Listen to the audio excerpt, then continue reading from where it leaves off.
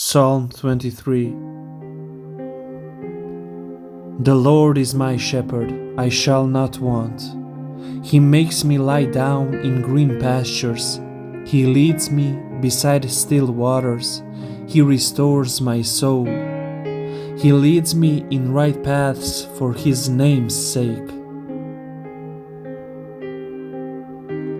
Even though I walk through the darkest valley, I fear no evil, for You are with me. Your rod and Your staff, they comfort me.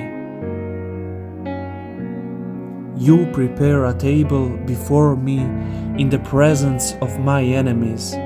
You anoint my head with oil, my cup overflows. Surely goodness and mercy shall follow me all the days of my life, and I shall dwell in the house of the Lord my whole life long.